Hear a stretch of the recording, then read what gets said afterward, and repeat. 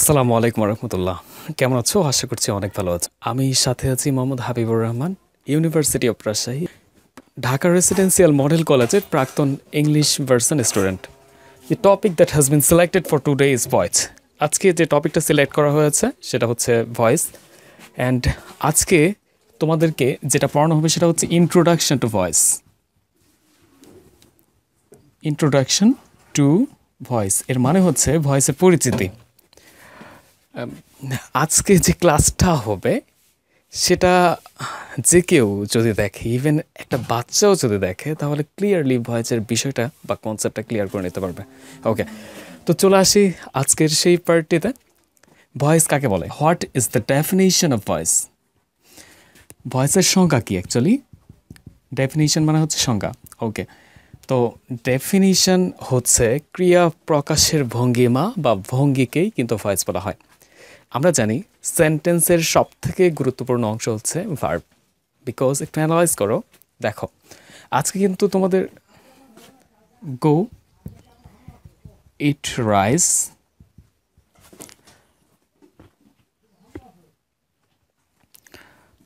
I want a pen, I want pens, I have a cow.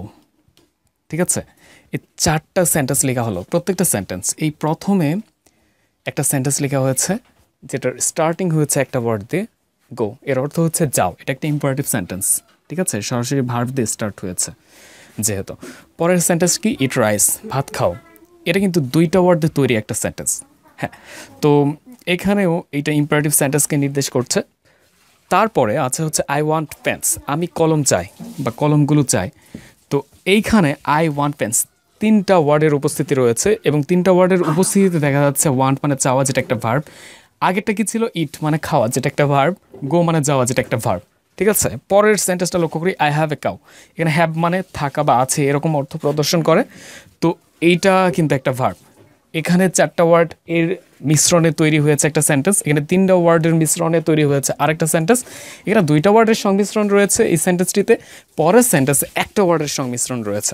তো দেখো, প্রত্যেকটা সেন্টেন্সকে analyse করলে যেটা দেখা যাচ্ছে, ভার্বের উপস্থিতি রয়েছে।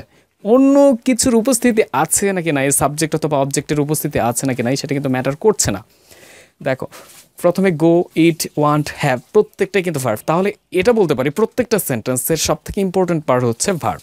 ওকে, তো এই ভার্ব প্রকাশের বিভিন্ন ধরনের স্টাইল রয়েছে। আমরা এটাকে যদি একটু ইংলিশে বলি, definition in English, English definition. ঠিক আছে, মানে কি? ইংলিশ সংজ্ঞা। এই ভয়েস ইকুয়াল টু লেখা যেতে পারে স্টাইল, স্টাইল মানে কি? ভঙ্গি। অফ এক্সপ্রেসিং, এক্সপ্রেসিং মানে বলার বা বলতে বা ব্যক্ত করতে। Style of expressing verbs in a sentence. একটা বাক্যে ভার্বকে বলার যে ভঙ্গি বা ভার্বকে ব্যক্ত করার যে ভঙ্গি বা ভার্বকে প্রকাশ করার যে ভঙ্গি, সেটাই হচ্ছে ভয়েস বা বাচ্য। ঠিক আছে, আশা করি তোমরা বুঝতে পেরেছো এই ডেফিনিশনটা। এখন আমরা একটু ডিপলি বুঝবো কিছু সেন্টেন্সের উদাহরণ দিয়ে। ঠিক আছে, তাহলে ইন্ট্রোডাকশন টু ভয়েস এর অংশের কিছু এক্সাম্পল দেখি। Now we have to see the examples based on the subject introduction to voice. Okay, তাহলে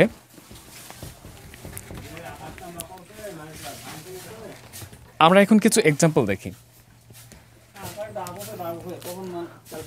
আই ডু দ্য ওয়ার্ক, এর মানে হচ্ছে আই ডু দ্য ওয়ার্ক, আমি কাজটি করি।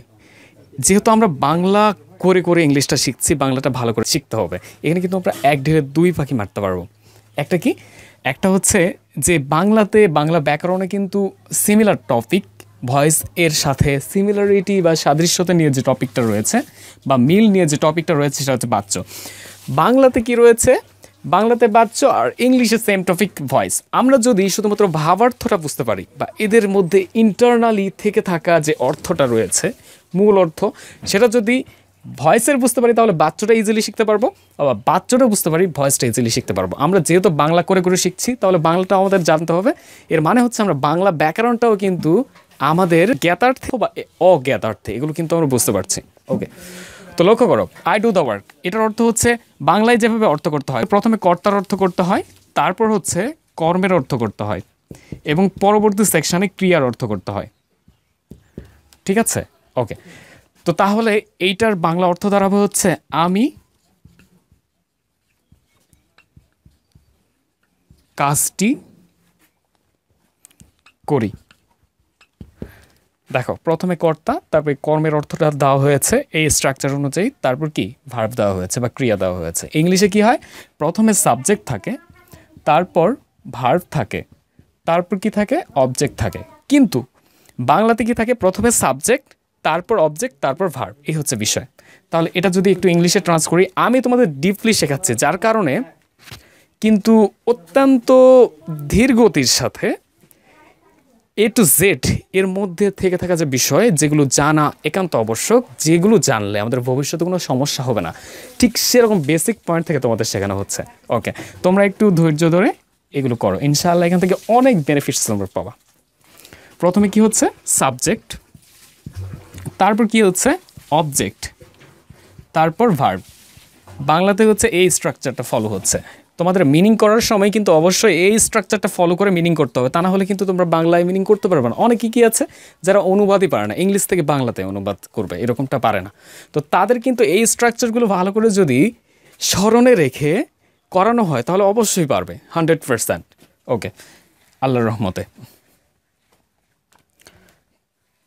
তো ওকে, এখন এই যে সেন্টেন্সটি, এর অর্থ হচ্ছে আমি কাজটি করি, আমরা এখন এটাকে আর একটা স্টাইলে নিয়ে যেতে চাই। ওকে, তাহলে এটার অর্থ হচ্ছে আমি কাজটি করি, এরকমটা।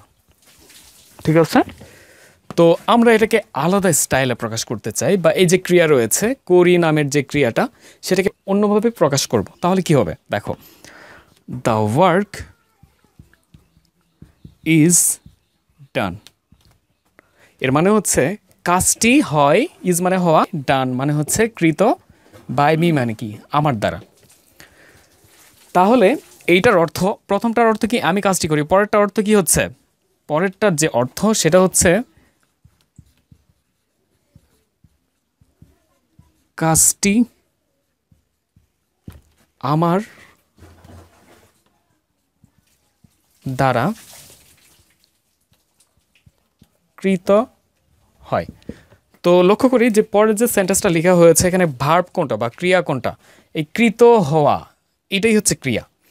তো প্রথমটাতে কি ছিল, করি, করা থেকে আসা করি, এটা হচ্ছে ক্রিয়া। আর পরেরটাতে কি হচ্ছে, কৃত হয়, যেটা কৃত হওয়া থেকে এসেছে, এটা হচ্ছে ক্রিয়া। ঠিক আছে?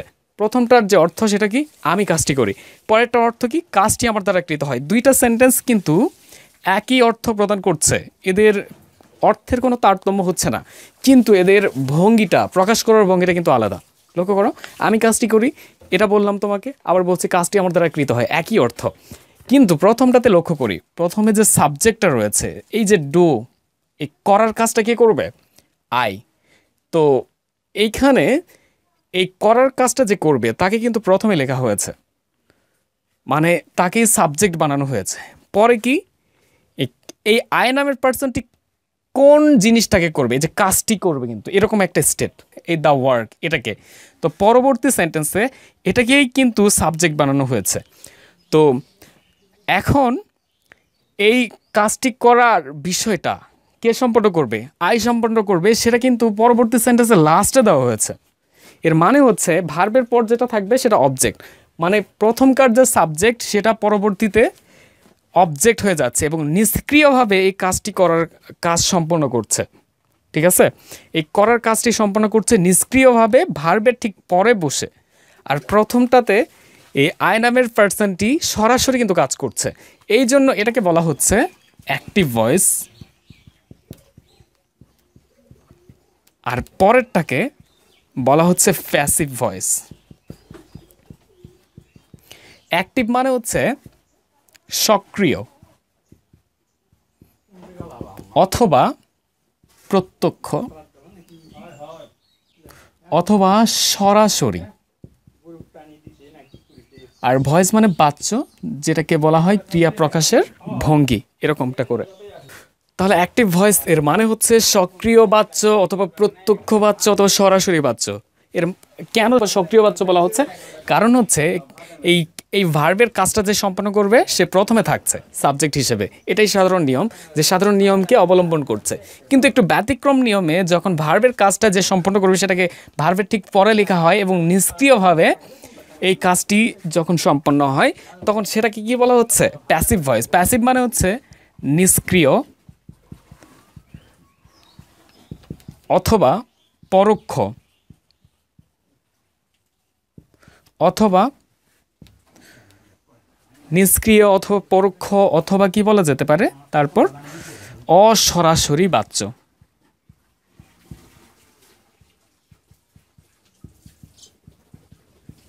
ঠিক আছে, এই হচ্ছে বিষয়টা। তো আশা করি তোমরা বুঝতে পেরেছ সেটাকে। তার পরবর্তীতে কিছু এক্সাম্পল দেখি, যে এক্সাম্পলগুলো দেখার মাধ্যমে আমরা বিষয়টিকে আরও ক্লিয়ার করতে পারবো। ওকে, তো ধরে নাও একটা এক্সাম্পল দেওয়া হচ্ছে, সেটা হলো অ্যাক্টিভ ভয়েসের, যেটা সরাসরি বাচ্য হিসেবে আমাদের কাছে পরিচিত। ওকে, ওকে,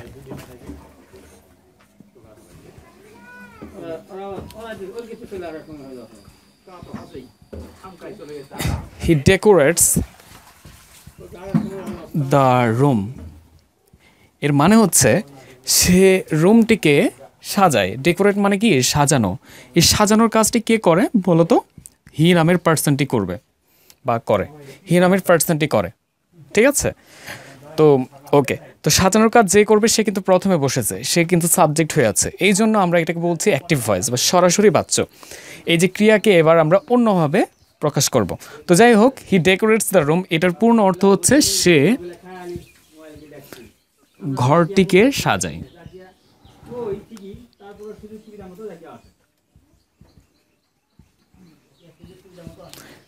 হ্যাঁ, তো সে ঘরটিকে সাজায়, এটাই হচ্ছে এটার অর্থ। এইবার আমরা একটু ক্রিয়াটাকে অন্যভাবে প্রকাশ করতে চাই, সেই হিসেবে আমাদের কি করতে হবে? প্যাসিভ ভয়েসে চলে যেতে হবে। এবং প্রথমকার যে অবজেক্টটা রয়েছে, আমরা জানি অবজেক্টের অবস্থান ভার্বের ঠিক পরে, তো এই ভার্বের ঠিক পরের জিনিসটাকে প্যাসিভ ভয়েসে সাবজেক্ট করে নিতে হয়, কারণ আমরা এখন অন্যভাবে ক্রিয়াটাকে প্রকাশ করবো সেজন্য, এবং আমাদের সম্পূর্ণ সেটা গ্রামাটিক্যালি শুদ্ধ হতে হবে, এই জন্য আমাদের প্রসেসটা নেওয়া। ওকে, তো দ্য রুম চলে আসলো প্রথমে। দ্য রুম, ঘরটি, ইজ ডেকোরেটেড, সজ্জিত হয়। ঠিক আছে, ঘরটি সজ্জিত হয় বাই হিম, তার দ্বারা। এই যে সজ্জিত হওয়ার কাজটি কার দ্বারা হয়? এই হিয়ের দ্বারা। এই জন্য বাই হিম এর অর্থটা এখানে দেওয়া হচ্ছে তার দ্বারা, যেটা ভার্বের ঠিক পরে বসলো। এটাই হচ্ছে আলাদা করে একটু ক্রিয়াকে প্রকাশ করার ধরনটা। এর অর্থ কি দাঁড়াচ্ছে? এই প্যাসিভ ভয়েসের অর্থ দাঁড়াচ্ছে হচ্ছে ঘরটি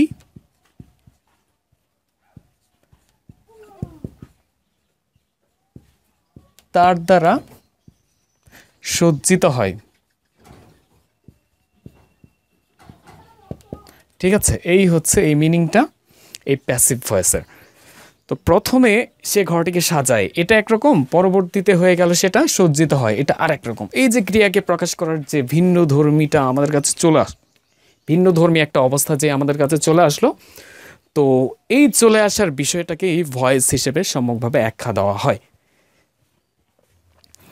তো এই জন্য যে শুধুমাত্র ভার্ব বা ক্রিয়াই পরিবর্তন হচ্ছে তা কিন্তু না, এর জন্য অন্যান্য বিষয়ের কিন্তু হালকা চেঞ্জ হয়ে যাচ্ছে। যেমন প্রথমকার যে অবজেক্টটা পরবর্তীতে সাবজেক্ট হিসেবে ধরা দিচ্ছে, এবং প্রথমকার যে সাবজেক্টটা পরবর্তীতে অবজেক্ট হিসেবে আমাদের লিখতে হচ্ছে। হি এর অবজেক্টিভ ফর্ম হিম, যেটা আমরা লিখে দিয়েছি। কেন লিখছি? কারণ হচ্ছে ডেকোরেট নামের ভার্বের ঠিক পরে এটা বসবে।